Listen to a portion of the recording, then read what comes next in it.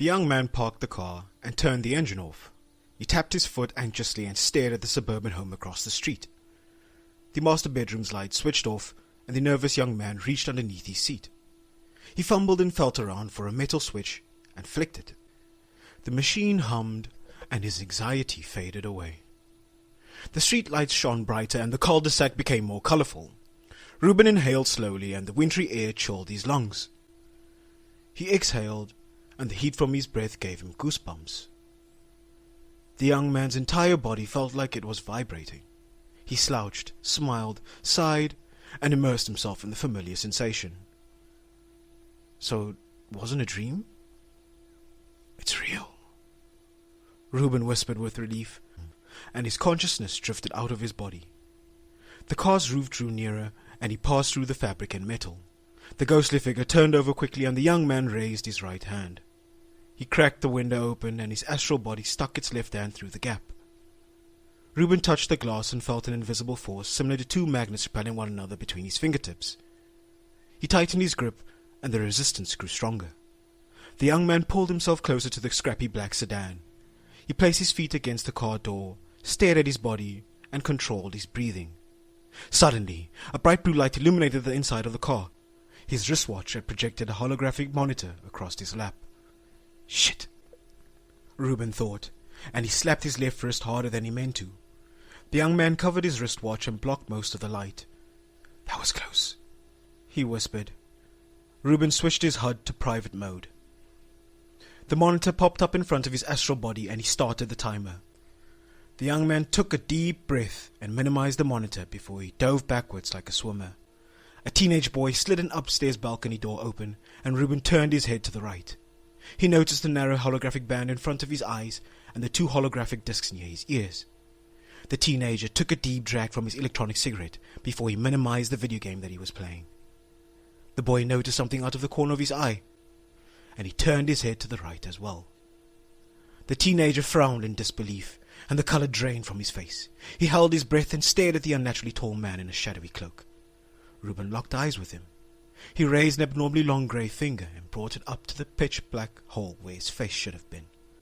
The teenage boy dropped the electronic cigarette and coughed involuntarily. Oh, he'll have a scary story to tell. Too bad nobody will believe him, Reuben said with a chuckle. He placed his hands and feet on the ground, and the electromagnetic forces grew stronger.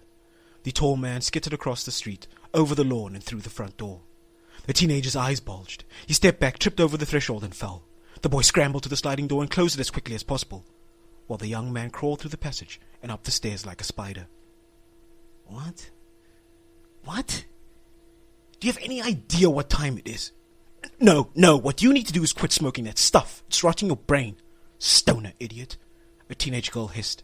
She hung up and tossed a golden bangle onto a bedside table, just as a tall man crawled past her bedroom door. Told you so, Reuben whispered with another chuckle, and his smile faded away. Who am I talking to? The tall man wondered. He stopped abruptly, tilted his head to the side, and blinked. The young man opened his eyes and found himself skulking in the corner of the master bedroom. He had been watching the couple sleep for what felt like hours. The middle-aged woman slept like a log while her husband tossed and turned. A ghostly breeze blew across the room, and disembodied voices whispered incoherently to one another.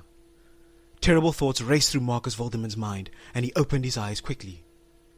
My goals, the middle-aged man whispered in a panic. He sat up, and a large grey hand pushed his head down. A terrified young woman appeared before Reuben, and he fought against the invisible forces that bound his hands to her neck.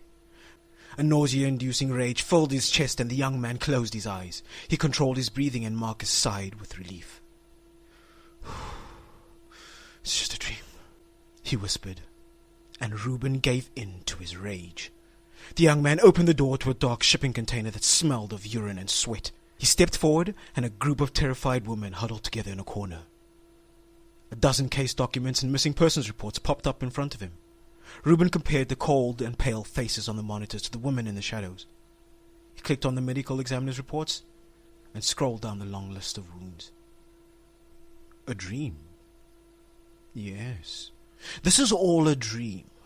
One that will never end, and one that you will never remember, an unnaturally deep voice said to the middle-aged man.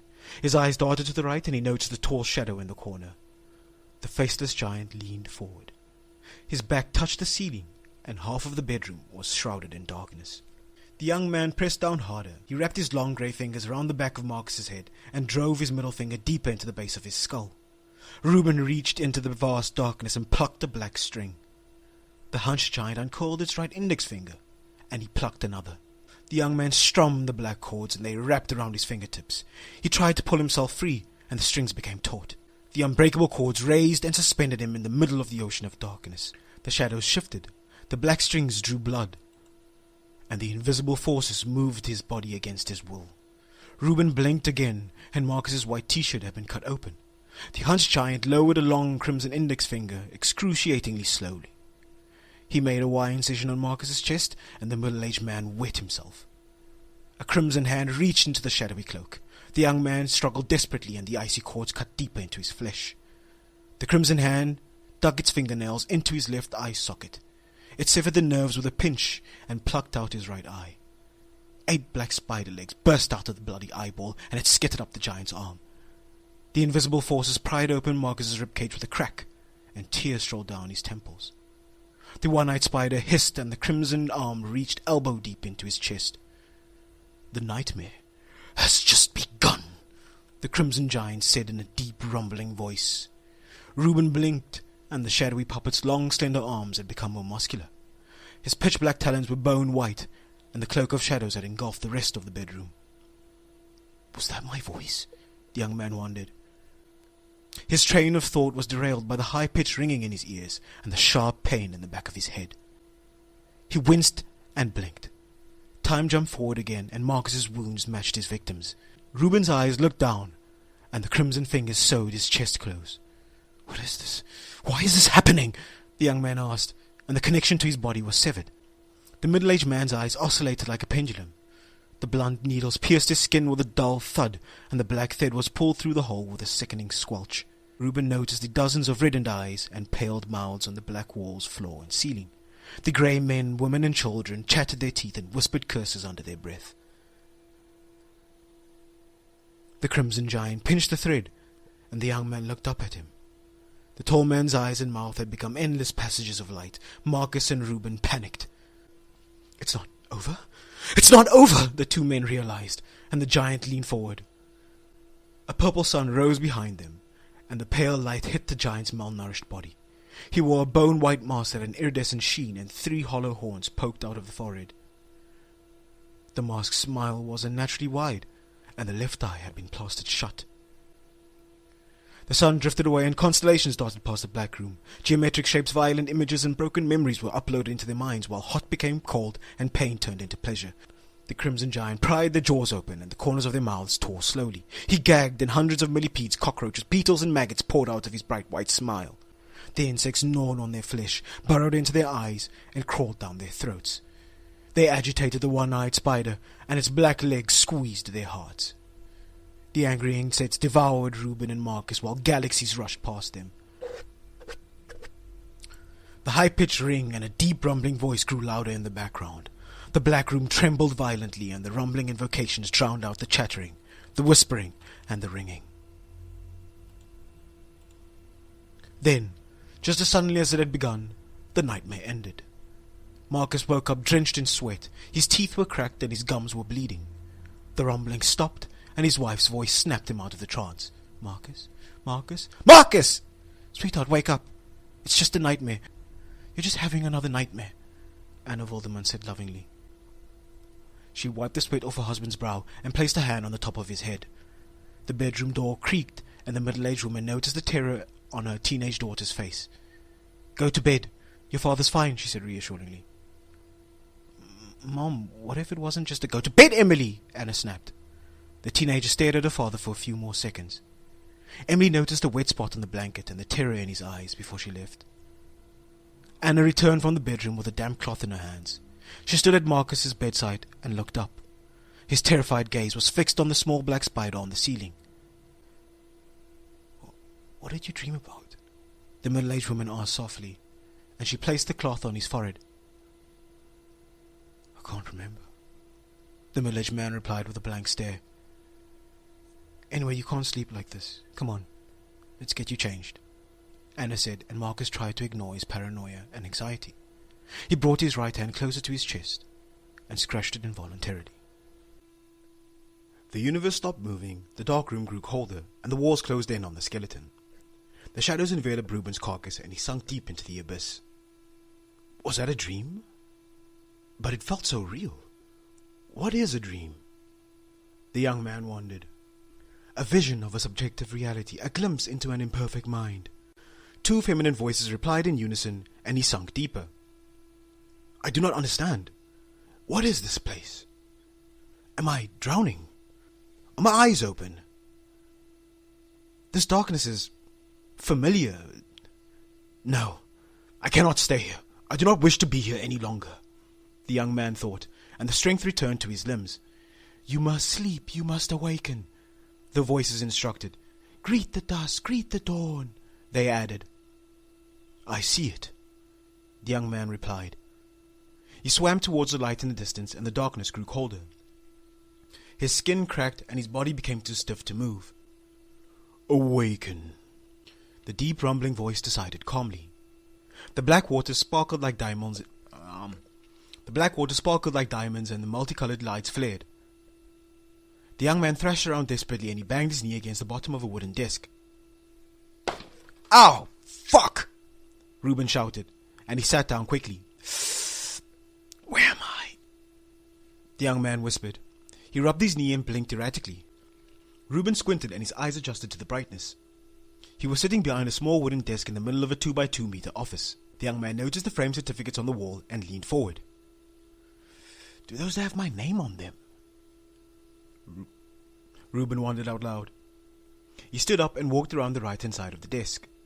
The high-pitched ringing and the searing pain returned. He closed his eyes, and a debilitating dizzy spell forced him to his knees. Reuben crawled for a few seconds before he stood up slowly. The young man kept his head down and reached out. He put one foot in front of the other, and his fingertips touched the door. That took longer than it should have, Reuben whispered. He raised his head, turned around, and opened his eyes. The first thing that the young man noticed was the expensive wristwatch sitting on top of a black envelope. Were those always there? Where am I? He wondered. Reuben walked towards the desk, and the room expanded with each step that he took. He looked around with an emotionless expression and marveled at the office. PhD in neuroscience, PhD in psychology, physics, engineering, biology, chemistry, anthropology. These can't be real. This can't be real. What the fuck is going on here? The young man asked, and the walls drew nearer. He stopped dead in his tracks and walked backwards. I'm either dead or I'm losing my mind, Reuben said, and the corners of his mouth curled upwards. He sprinted back and forth, inspected each corner for gaps, and placed his left ear against the white stone walls. I don't hear any machines or contraptions, so this isn't an optical illusion, the young man deduced. He sat down on the wooden desk, stared at the blue carpet squares and the ceiling tiles. Reuben picked up the envelope and tilted his head to the side. He lowered his gaze, and his heart raced. The diamond-encrusted watch had somehow wrapped itself around his left wrist. A letter slid out of the envelope and landed on his lap. Try again? The young man read out loud, and a wave of excitement, fear, and guilt filled his chest. Sure, why not? He thought jokingly. What is this place? Where the hell am I? Reuben asked in disbelief, and the letter disappeared mysteriously. Go for it, champ. That's it. Stick and move. Don't let it corner you. Keep moving. A voice instructed, and the young man stood up quickly. Dad, is that you? A second voice whispered back. He walked towards the door, pressed his ear against the wood, and closed his eyes. She's bigger and stronger than you, so you have to keep moving, the voice advised, and Reuben found himself back in the abyss. He was standing in the middle of a lineup with 4 dark silhouettes to his left and 4 more to his right. A spotlight fell on a blonde young woman to his right. Dad? Dad! She shouted. Wait! What? Hello? The young man called out in shock, but nothing came out of his mouth. Natasha sprinted towards the ominous orange light in the distance. How do I stop her? Reach out. Who said that? He asked, and the darkness sparkled. Never give up, champ, the voice urged, and the blonde young woman sped up. She felt a gentle hand on her right shoulder, ignored the orange light, and spun around. Natasha sprinted deeper into the darkness. She tripped over something heavy, and the ominous dusk engulfed her from behind. The blonde young woman stretched out her hands, touched the tarry road, and a chaotic battle erupted. Neon-white 50 caliber rounds burned through the dilapidated buildings on either side of the street before they whizzed past Natasha's head. Soldiers wearing heavy suits of armor became blurry streaks. A cascade of crystal warheads hit the ground, and a deafeningly loud shattering drowned out the bangs, booms, clings and clangs. The atomic bombs cracked open and their contents shone before waves of light and heat spilled out. The young fighter covered her head with her arms, and the shock waves rolled through her. She raised her head slightly and witnessed the horrors of war. Men, women and children screamed as they were erased by the atomic blasts. The billowing brown clouds crashed into the buildings, and the radioactive dust flooded the streets. Natasha closed her eyes and braced herself for the worst. She expected the tsunamis of dust to bury her alive, but nothing happened. The young fighter waited for a moment. She opened her eyes, stood up, and brushed off the thick layers of dirt. Natasha inspected herself and found that she was completely unharmed. The young fighter stepped forward.